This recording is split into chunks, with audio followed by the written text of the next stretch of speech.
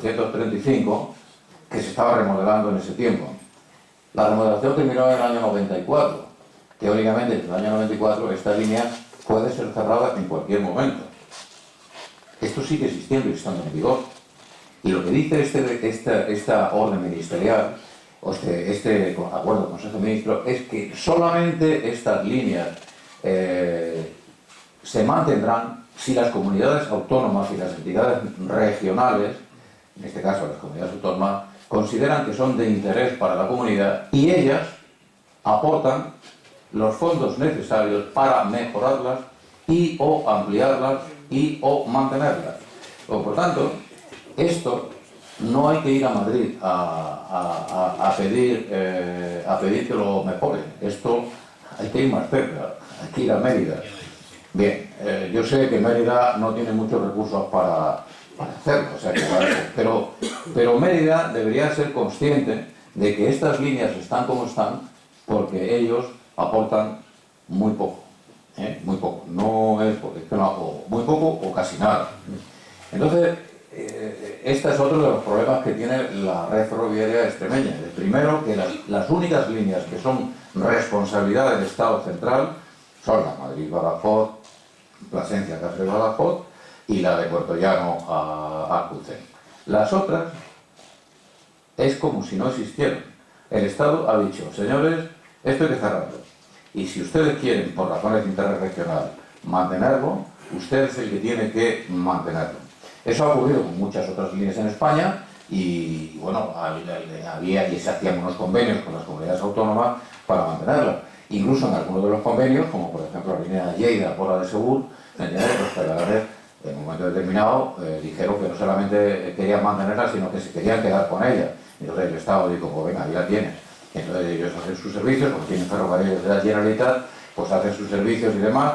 Yo he pasado recientemente por allí y la línea se ha hecho un desastre, porque tampoco la Generalitat, una vez que ha sido la propietaria, ha invertido lo que tenía que invertir para repararlo. Pero bueno, y finalmente termino. Esto no lo voy a leer porque desde Madrid este documento es un documento real, preparado por el Ministerio antes de la visita del ministro de Fomento, Íñigo, de la Serna aquí a Extremadura.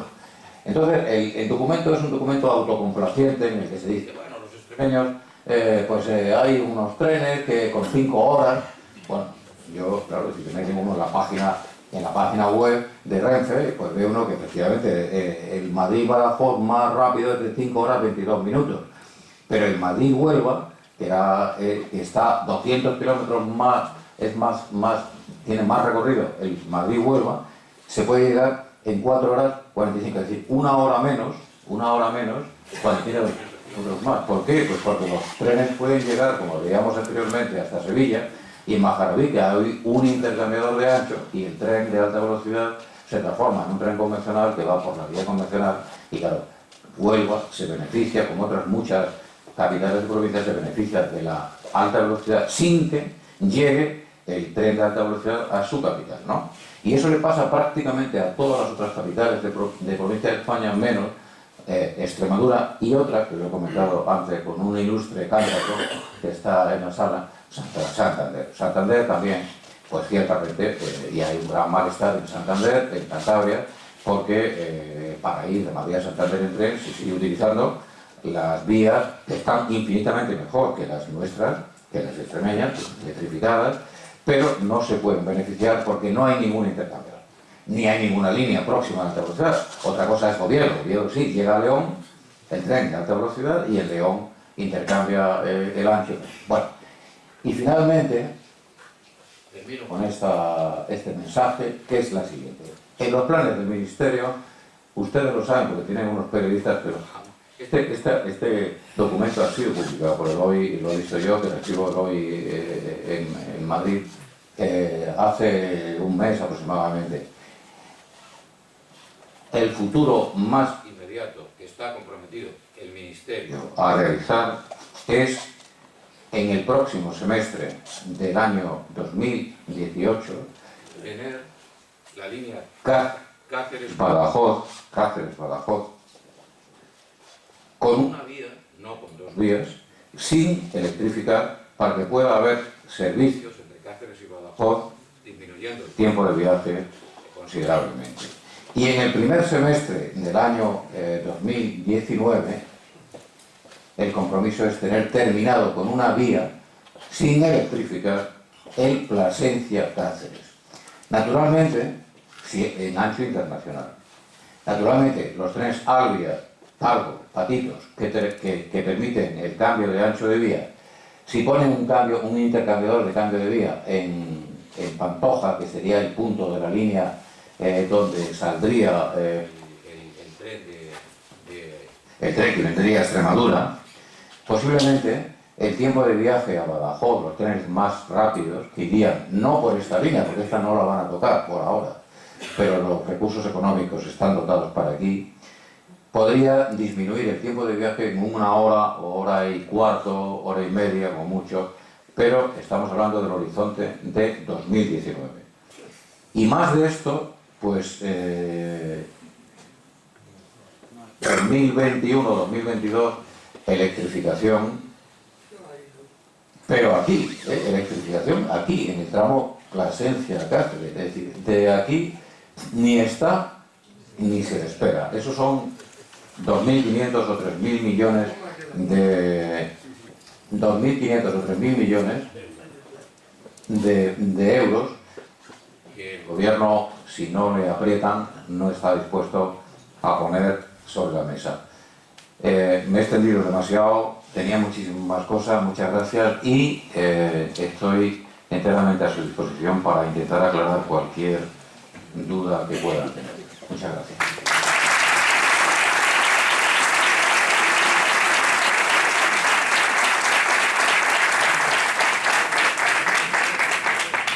Bien, ¿alguna pregunta, intervención?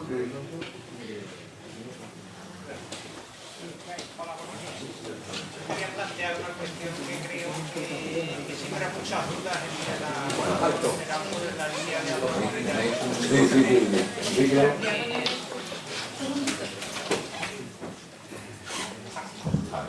No, sí, es por ahí.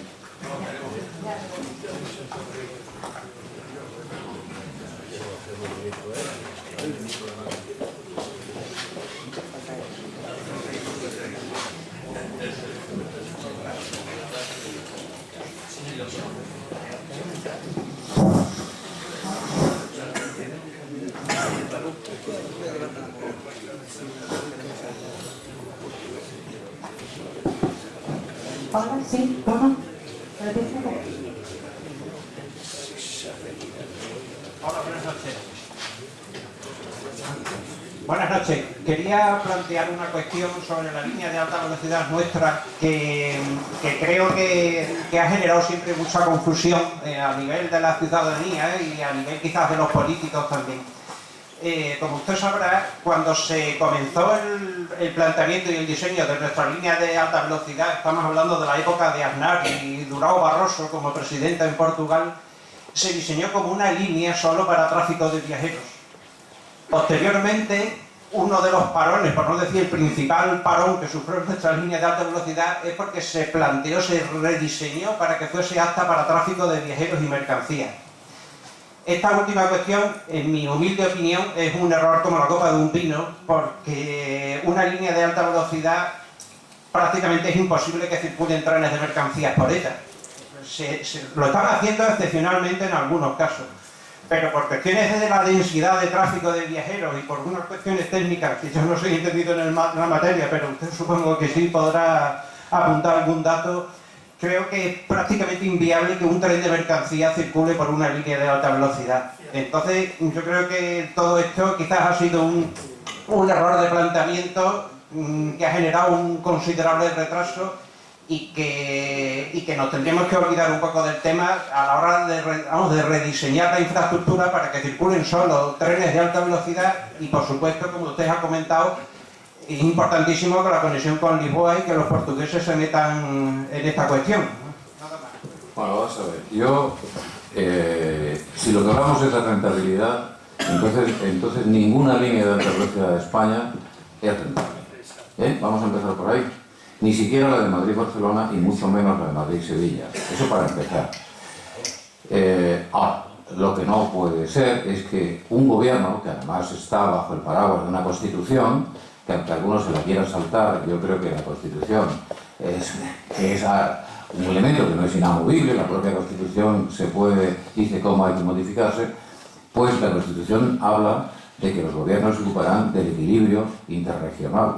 Es decir, no puede un país, igual que una ciudad o un pueblo, no puede convivir personas miserables que no tienen ni para comer con una opulencia. Es decir, eso es un esquema que no funciona. Entonces, si aquí se han construido líneas de alta velocidad que son absolutamente no rentables, hombre, algo tendrá que hacer el gobierno para que las regiones que no tienen ese beneficio de esas infraestructuras tengan algo parecido a los demás, por lo menos para no condenarlos a ser unos pobres en infraestructuras. Por tanto, el tema económico yo me lo he saltado, porque es que tengo datos que son muy elocuentes. España transporta 2,8 viajeros por kilómetro y año en las líneas y día en las líneas de alta velocidad. En Francia son 40 y en Alemania son 40. Alemania, que tiene hoy una superficie mayor que España, porque igual prácticamente después de la reunificación, Italia un poquito más, a Francia tiene 2.000 kilómetros de líneas de alta velocidad y nosotros tenemos 2.500. Y Alemania tiene 1.300 kilómetros, nada más. Claro, con 3 millones de pasajeros al año, como puede tener la línea Madrid-Barcelona, 2,5 millones, 3, no se paga la infraestructura. Es decir, la infraestructura es lo más caro de todo, pero así todo España es el país que construye líneas de alta velocidad más barato por kilómetro del mundo. Del mundo, escúchenlo bien, del mundo. Esas empresas españolas tan denostadas, que si se hacemos modificados y que estamos siempre, o que están siempre peleándose con la administración para engañar a la administración. Mira, el sistema español de contratación de obra pública, desde mi punto de vista, es uno de los sistemas más curiosos, pero más buenos que hay en el mundo, hasta el punto de que las obras las terminamos haciendo a unos precios que no tienen competencia. Ni China hace 1 kilómetro de línea de alta velocidad más barato que los españoles. El que hemos hecho en España. España tiene una infraestructura y una topografía realmente endiablada. Pues así y todo, el kilómetro construido de media en las líneas españolas es más barato que en cualquier otro sitio del mundo. Vale. Dicho esto, que sea barato, con ser barata la forma de construir que tenemos aquí, la infraestructura es que no se paga con los ingresos que se producen por el tráfico de viajeros. A lo sumo da para pagar los costes operativos del operador, que en este caso es Renfe, operador, y Renfe paga un canon al dueño de la infraestructura por el uso de la infraestructura. Ese canon, que Renfe se está quejando, porque es muchísimo, es justamente uno de los problemas más graves que hay para que se liberalice el mercado de la alta velocidad. La ministra Pastor quiso liberalizar el corredor del Mediterráneo y todo el tráfico a Valencia, y los operadores privados que ya empezaron a moverse del mundo del transporte de pasajeros por autobús, como el señor Cosmen de Alsa, y en fin, los grandes empresarios del sector transporte, cuando les dijeron que tenían que pagar un canon por el uso de la infraestructura de esa magnitud, naturalmente desistieron de poder competir con Renfe. ¿Por qué se paga ese canon? Bueno, porque tenemos un edificio que está montado sobre naipes, es decir, es un castillo de papel, un castillo de naipes, perdón, que un día se va a desmoronar. Porque Adif, esa empresa que se crea en 2005, cuando llega Zapatero, no, se crea en el año anterior, se aprueba la ley del sector ferroviario, la LOT se acaba con esta nueva ley, se aprueba por el Partido Popular en el año antes de la bomba. El 11M fue en 2014, ¿no? 2014. ¿Cuánto? No, 2004, perdón, 2004. Bueno, en 2003 se aprueba la ley nueva que segrega finalmente Renfe de Adif, y Adif surge como una compañía pública con cero deuda. Hasta ese momento, el ferrocarril, que era Renfe desde el año 41, llevaba 60 años en vida, tenía una deuda de 5.000 millones de euros, el equivalente a 5.000 millones. Gran parte de esa deuda había construido ya la línea de alta velocidad Madrid-Sevilla, a sus espaldas. Y gran parte de la deuda era consecuencia de incumplimientos del Estado que firmaba cada 4 años contratos programa y incumplía el Estado en la entrega de los fondos y le autorizaba a Renfe a endeudarse, avalándolo el Estado, porque si no, Renfe tenía que pagar la nómina, tenía que pagar la luz, tenía que pagar... Bueno, con 5.000 millones se hace un juego de artificios y la red convencional pasa a ser propiedad del Estado, pasando los activos y parte de la deuda para que Adif surgiera sin deuda. Y hoy, después de 13 años, Adif tiene 15.000 millones de deuda y Renfe tiene 5.000 millones de deuda. 15 más 5 son 20.000, cuando en 60 años se endeudaron en 5.000 millones. Yo creo que económicamente esto no hay quien lo sostenga. ¿Y por qué se paga un canon tan elevado Renfe a Adif? Porque hay un organismo en Europa, muchos organismos, pero hay un organismo que vigila a las cuentas públicas, que se llama Eurostat. Eurostat es el que comprueba que los presupuestos, que no los engañan, son muchos países, los griegos, pues fíjate la que nos han metido los griegos, mentían como bellacos. Bueno, pero los españoles también algún momento hemos mentido. Bueno, Eurostat dice que cualquier organismo público que tenga unos ingresos al menos igual al 50% de los gastos, ese organismo lo considera Eurostat viable y la deuda que ese organismo tenga no se considera deuda pública. ¿Qué quiere decir esto? Quiere decir tan sencillo que el Ministerio de Fomento trata de que Renfe, que es quien usa la infraestructura de la alta velocidad, le pague unos cánones por el uso que sean iguales al 50% de los gastos, para no incurrir en que la deuda es una deuda pública. Y estamos por 1 billón de deuda pública con el 100% del Producto Interior Bruto. Es decir, que el tema es...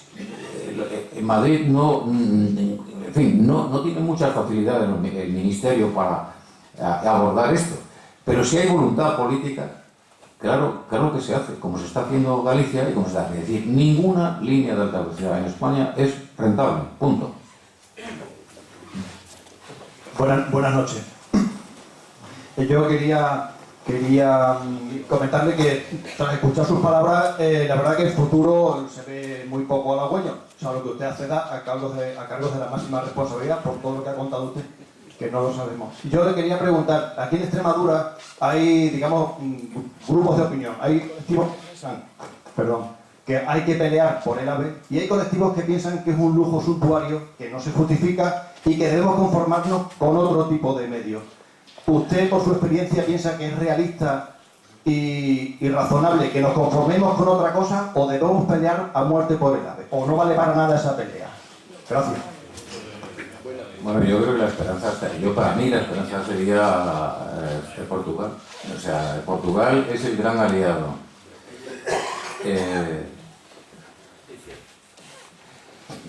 Creo que tiene...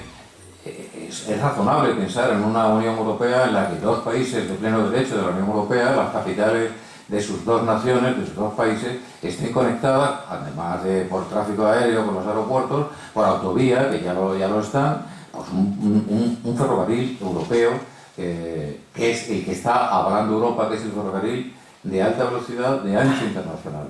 Ese es y además, bueno, detrás de todo esto hay una cantidad de asuntos tecnológicos. El ferrocarril de alta velocidad es un complejo tecnológico que es mucho más que el ancho de la vía.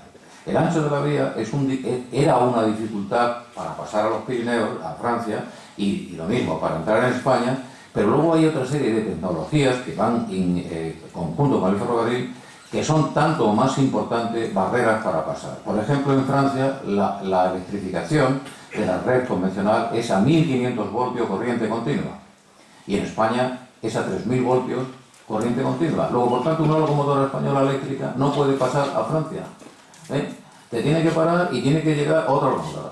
Pero es que si hablo de los sistemas de señalización, que es mucho más complejo, en Europa hay como 10 o 12 sistemas de señalización. Es decir, un tren, lo que quiere la Unión Europea es que un tren salga de Copenhague y pueda llegar a Algeciras sin que el maquinista, bueno, el maquinista lo tendrán que cambiar en un momento determinado porque su jornada laboral termina, pero vamos, sin que tenga que cambiar 5 veces de locomotora, 4 veces de maquinista, 7 veces de reglamentos de circulación que son diferentes. Eso es lo que quiere Europa, y yo eso lo veo. Es decir, igual que en el mundo aeronáutico eso está resuelto, pero en el mundo ferroviario sigue sin resolver por la autarquía en que se desarrolló el ferrocarril en cada uno de los países. Yo tengo el convencimiento de que Madrid-Lisboa terminará teniendo una línea de alta velocidad, aunque no lo quiera Madrid. Pero por otro sitio o por Badajoz. ¿Por otro sitio o por Badajoz? No, vamos, yo creo que España se ha definido clarísimamente que es por aquí, y ya incluso estas obras que estamos citando están en marcha y van en la línea. Es decir, está hecha la plataforma para doble vía, están hechas obras de infraestructura como el puente sobre el río, el viaducto sobre el río Tajo, que el viaducto sobre el río Tajo, cuando se inició, tiene 324, era récord mundial. Pero ahora se ha construido del río Almonte 384. Esto no se va a tirar. Hombre, yo entiendo que es inevitable que tiene que ser por aquí. Pero, bueno, a lo mejor los portugueses quieren cambiar. Buenas noches. Yo en primer lugar quisiera agradecerle su presencia aquí en la Real Sociedad Económica del país. Y no sé, yo miro hacia atrás, y salvo que yo que me equivoque o no lo vea, yo no veo aquí a ningún representante de la Junta de Extremadura. A ninguno. No veo aquí al alcalde, no veo a la señora delegada o subdelegado de aquí del gobierno, para que apoye con su presencia, y haciéndome eco de lo que dijo la persona que le presentó esta mañana, que no sé si que no se están riendo de nosotros en el gobierno, o qué es lo que pasa. En cuanto al sistema del que carecemos aquí en Extremadura, pues me hago eco de lo que usted acaba de decir. Yo siempre he tenido en mi vida que yo no puedo gastar lo que no tengo en el bolsillo. Usted acaba de decir ahora mismo, ha hecho una comparación de la locomotora de Europa, que es Alemania, y me asombra lo que ha dicho usted, lo que acaba usted de decir, los kilómetros que tienen ya en Alemania y los kilómetros que tenemos aquí en España. Yo me conformaría con que tuviéramos unas vías como Dios manda en el siglo XXI. Con eso ya me conformaría. Me conformaría con que Extremadura tuviera unas líneas como Dios manda para que los productos que se generan aquí en Extremadura, que son muchísimos, que vayan como Dios manda a los puertos que no tenemos aquí en Extremadura. Nada más. Bien, gracias.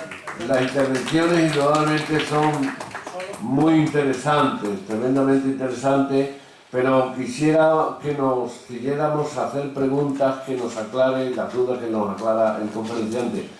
Creo que anteriormente está aquí el señor allí atrás. Solo una aclaración. Sí. Vale, muy bien, pues muchas gracias. Aquel allí atrás, sí, él está levantando el dedo. Sí. Por favor, con la mayor... Señor, es un orgullo muy grande tener un ingeniero sentado aquí, más que sea extremeño, en la sede de los liberales. Extremadura no solamente ha liderado el gobierno de una gran nación que es España. Los liberales extremeños hemos mandado muchas veces y volveremos a mandar. El tren lo hicieron los liberales.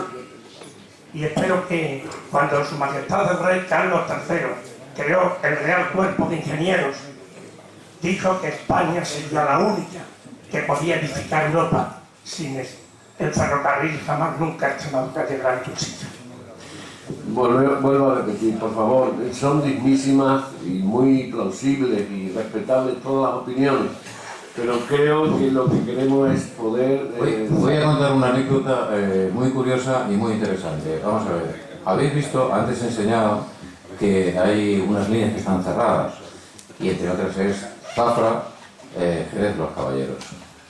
Zafra, Jerez de los Caballeros, yo en ese momento estaba el responsable de infraestructura de Renfe, bordeando ese Real Decreto, pero tratando de resolver un problema que a mí solamente nadie me lo había planteado, pero yo como ciudadano extremeño y de Barcarrota y conocedor de que Gallardo había puesto la factoría allí, simplemente eché unas cuentas que son muy fáciles de echar. Un tío que va a producir... Bueno, primero, tengo que decir que si tú le encargas a la mejor consultoría del mundo cuáles son 10 de los sitios donde no se puede hacer una acería en España, uno es Jerez de los Caballeros.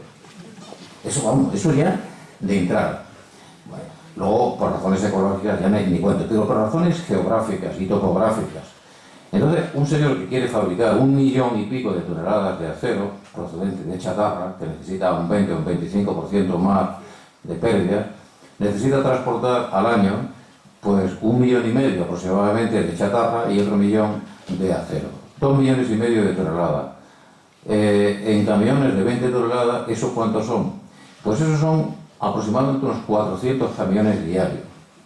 ¿Ustedes se imaginan a Jerez de los Caballeros entrando y saliendo 400 camiones diarios a través de Sierra Morena y de las líneas, de las carreteras que hay allí?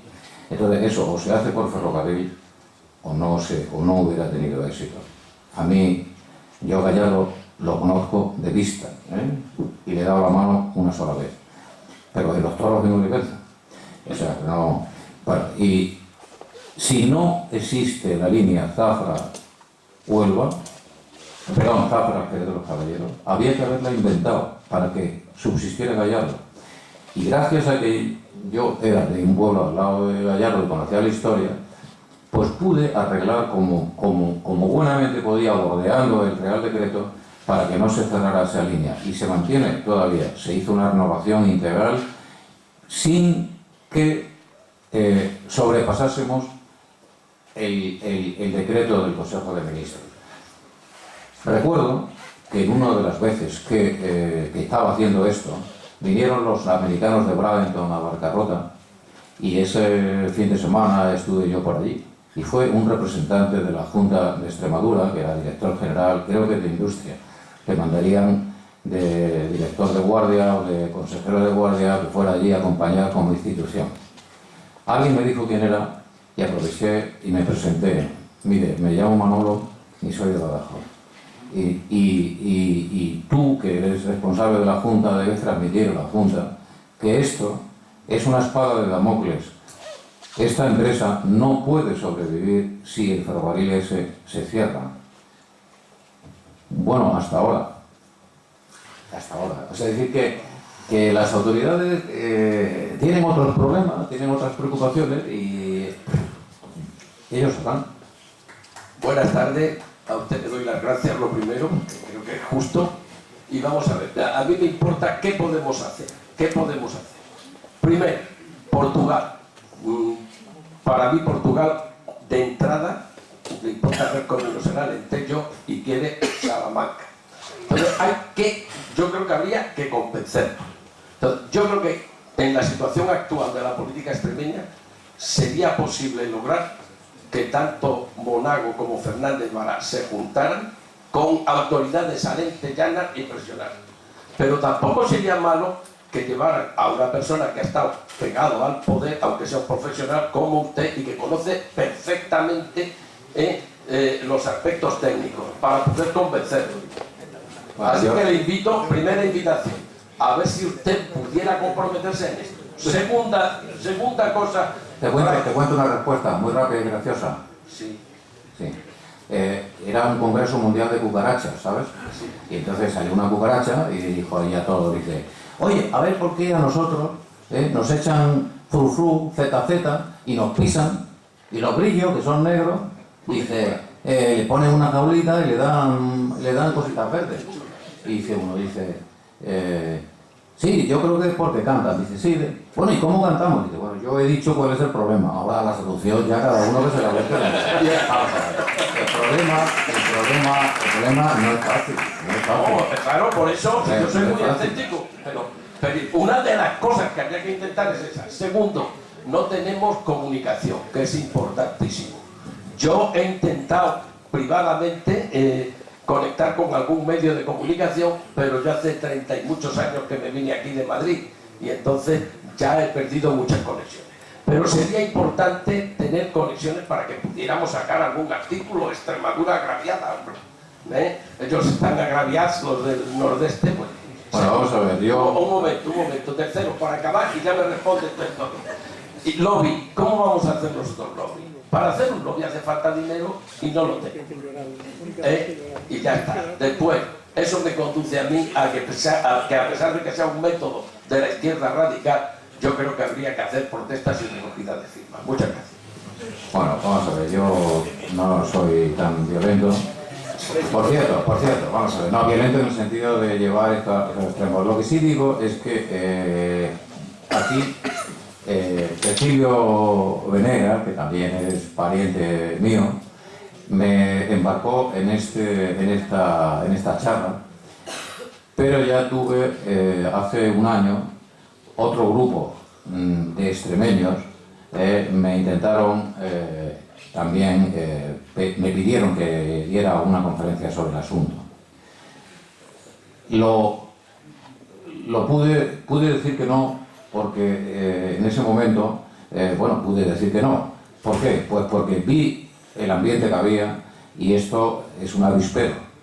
Y porque además ese grupo que me proponía a mí dar una conferencia sobre el ferrocarril está muy politizado, pero muy politizado.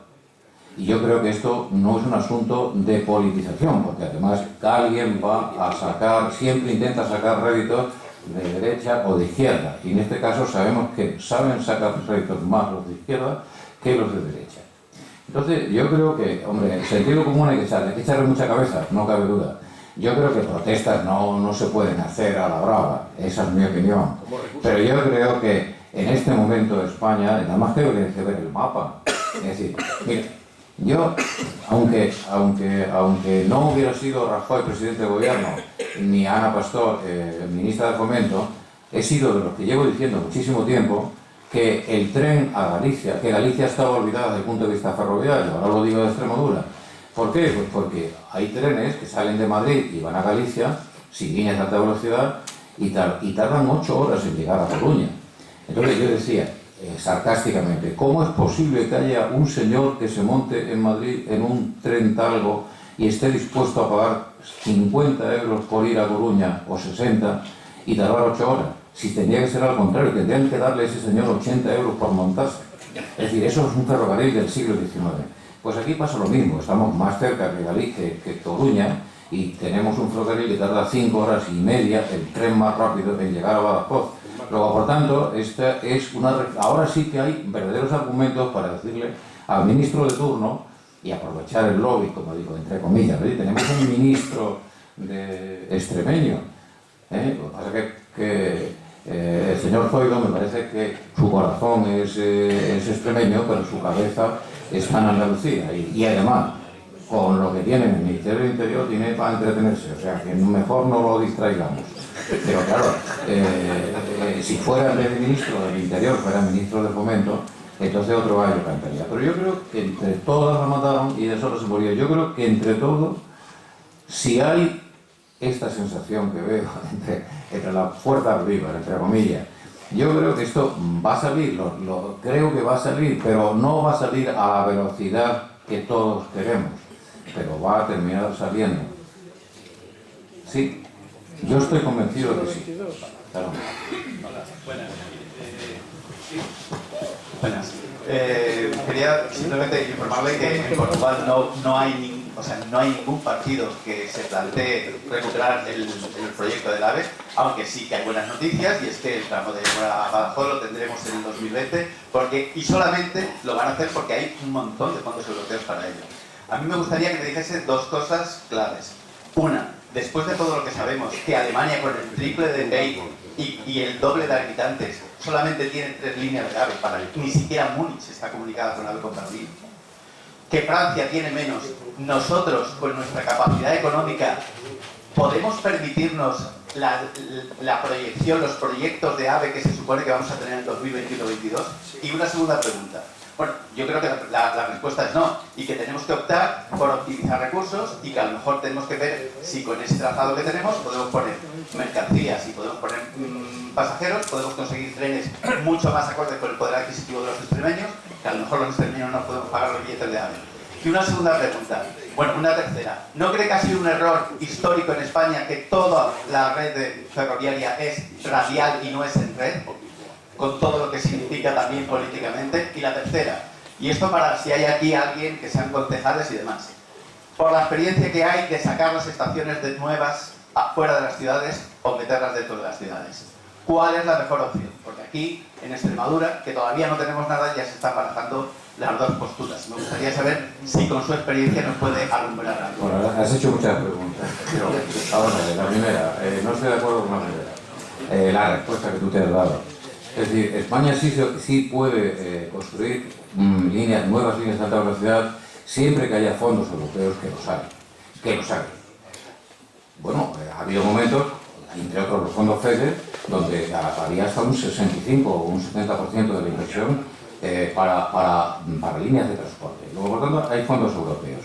Segundo, como el problema que tiene el fiscalizador de esos fondos una vez que está construida la línea es Eurostat, y Eurostat sí hay en esa línea y en todas las demás unos ingresos al menos iguales del 50% de los gastos, la línea Madrid-Lisboa, no la línea Madrid-Badajoz, es rentable. Es decir, el endeudamiento en que Adif pueda incurrir para construirla es un endeudamiento asumible por Eurostat como endeudamiento de la empresa. Luego, por tanto, desde el punto de vista económico, yo creo que es posible. Respondo lo contrario a la conclusión que tú has dado. Otra cosa es, vamos a ver, es que si volvemos atrás, es decir, es que no podemos volver atrás, sobre todo con la infraestructura. Es decir, es que España está llena de líneas de alta velocidad, ¿y por qué los extremeños no van a tener una línea de alta velocidad? Oiga, es que no, vale. Pero bueno, esto es exactamente lo mismo, con perdón, y ya me entro en la política, de lo que quieren los catalanes. O sea, los catalanes quieren, somos todos iguales menos los catalanes, que ellos son diferentes. Mire usted, el primer principio de la Constitución es que todos los españoles somos iguales en derechos y en obligaciones. Y lo que quieren los catalanes, no solamente hacer independiente, porque esto es una bufonada, una teatralidad, lo que quieren es tener, sí, un pacto económico de tú a tú con el Estado y salir ganando en esa pelea. Que por cierto, el pacto económico que hay con los conciertos vascos es exactamente igual que lo que quieren o querrían los catalanes. Y aquí el único territorio español que podría tener derecho a una consulta en su pueblo, porque es el único que ha sido independiente antes de que se constituyera España, es Navarra. Y de ahí surge un pacto, el pacto de la pacción, en la que dice: yo me incorporo al Reino de España, Reino de Aragón y de Castilla, pero los impuestos los recaudo yo y acordamos cuál es la cantidad. Pero tú me haces la defensa exterior, la política exterior y el ejército, y yo contribuyo con esta cantidad. Los pactos vascos, los acuerdos vascos, son de las guerras carlistas, es decir, no vienen por la historia de la independencia. El País Vasco nunca ha sido independiente, pero se llegó al acuerdo de darles esa concesión. Por tanto, vamos a ver, los extremeños tienen derecho a la Constitución, el primer artículo, los españoles somos todos iguales extremeños. ¿Y por qué yo no puedo tener un ferrocarril de alta velocidad si lo tiene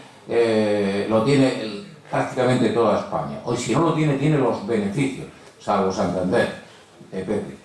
Entonces, yo creo que es un asunto que tiene su calado político. Y luego, la red radial. Bueno, yo me acuerdo mucho de Magdalena Álvarez, cuando era ministra, porque esa señora tenía obsesión con la radialidad de todas las infraestructuras en España, pero su obsesión era una obsesión política.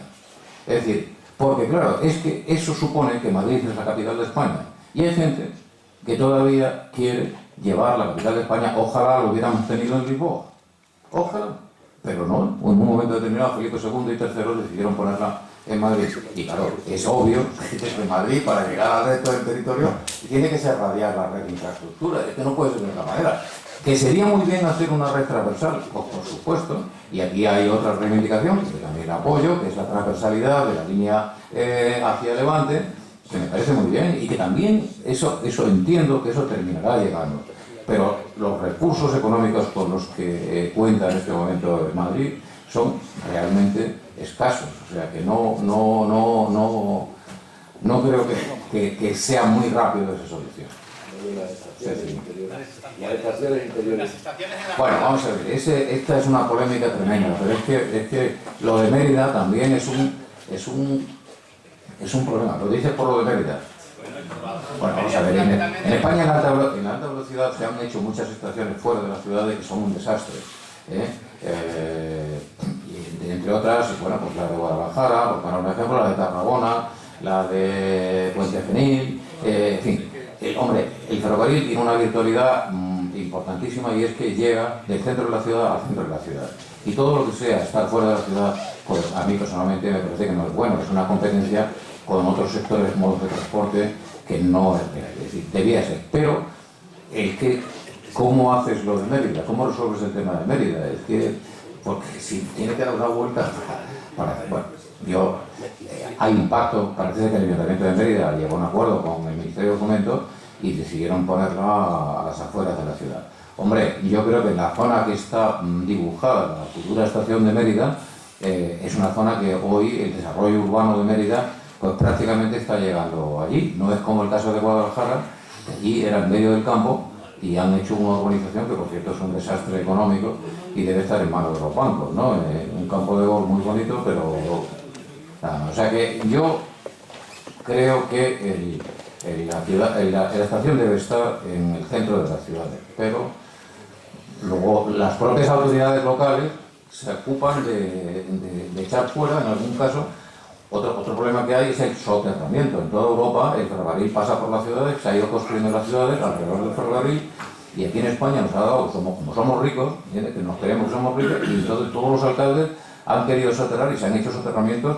Bueno, algunos están pactados, perfectamente pactados, y no se han construido, como el caso de Valladolid, que el tren de alta velocidad atraviesa Valladolid en superficie, como la red antigua, porque claro, se unía el que el soterramiento liberaba una serie de terrenos que, con el valor económico que tenían los terrenos cuando el boom de la construcción de los inmobiliarios, y que el coste del soterramiento lo iban a pagar las plusvalías que se iban a generar arriba. Bueno, eso es mentira en todos los sitios donde ha ocurrido. Pero nos hemos liado a hacer muchísimos soterramientos, y cuando ha llegado la hora de la verdad, pues el Estado ha tenido que apoquinar y pagar el resto con unas pérdidas brutales. En ninguno se han obtenido las plusvalías que se ponían en la cuenta al principio. Antonio, la última pregunta luego ya. Antonio. Es breve porque tengo miles de preguntas. No, ten cuidado que hay mucha gente aquí que le tiene que llevar de comer a los niños. Una primera. Las obras de Extremadura llevan mucho tiempo, se decidieron y se financiaron por la Unión Europea en el 2004, con un plan que debía estar ejecutado en el 2010, y al final no se sabe muy bien si se ha invertido 400, 500 o 1.000 millones, ¿no? Depende de qué fuente. Pero hay incluso documentos de la Unión Europea que figuran como si la inversión hubiese sido muy superior. ¿Ese dinero se ha desviado a otro lado? Esa es la primera pregunta. Bueno, yo no te puedo contestar esa pregunta porque no lo sé, pero si estuviera en mi activo, en mi gestión, te lo podría contestar. Pero los fondos estructurales son objeto de planificación cada año. O sea, los que sean finalistas no. O sea, si Unión Europea ha dotado de unos fondos para la construcción de líneas de alta velocidad Madrid-Badajoz, y es finalista esa votación, no se puede cambiar. Pero los fondos FEDER, también para dotaciones de infraestructura de transporte, sí se readaptan y se cambian, no solamente entre modos para la inversión, sino entre regiones. Bien, es verdad que tiene que ser regiones que sean susceptibles, que estén en no sé qué porcentaje de la media de la PIB, de la media de la Unión Europea, ¿entiendes? Pero que se están continuamente pasando de un lado a otro. Desde hace 2 años han empezado a salir varios informes pidiendo, y con mucho apoyo de algunos políticos, de que se paren las inversiones en AVE y que simplemente se acaben las que están, ¿no? Especialmente de aquellos sitios que ya tienen AVE. Claro, efectivamente. Entonces, yo en el plano, en el mapa de España, en el que aparecen las obras pendientes de finalización, que está siempre pues ese tramito de Plasencia a Badajoz, también está el de Galicia, que ya han confirmado que acabarán en el 2019, la Ibasca, que han confirmado que están en el 2019. Hombre, lo primero que ha hecho el ministro Íñigo de la Serna, que es de Bilbao, es firmar el acuerdo con la consejera vasca sobre la llegada de la AVE a las 3 capitales de la provincia vasca. Y como querían ellos, es que si esto no es lobby, ¿esto qué? ¿Cómo se llama esto? Por eso, que el de Castellón parece que en ese primer trimestre se termina, el de Granada parece que a final de año, también, Granada, no sé. bueno, han dado fecha a final de año, principio del año que viene, el de Oviedo también han dado fecha, y el de Santander, y felicito al de Santander por tener también un ministro que ha sido alcalde de Santander. No le llaman AVE, pero ha dicho el otro día cuando ha ido para allá que va a haber doble vía en la conexión con la línea de AVE a León, y que podrá superar hasta los 300 km/h el tren, ¿no? A Santander. A Santander. Pues lamento no haberlo leído, Pepe, pero yo no tengo noticias. Es más, he visto estudios muy bonitos hechos por la Escuela de Ingenieros de Santander sobre una vía por vía única, una conexión de alta velocidad con vía única. O sea, eso lo he visto para vendérselo al Ministerio. Hace una semana, en una visita, el ministro ha dicho que no ponía fecha, pero que sí que se estaba trabajando en esa línea, ¿no? Entonces, me sorprende que los ajustes financieros y económicos del Estado se resuelvan parando y quitando las características de la línea extremeña. O sea, es la única, el resto todo se acaba, excepto esa. Perdón, vamos a ver.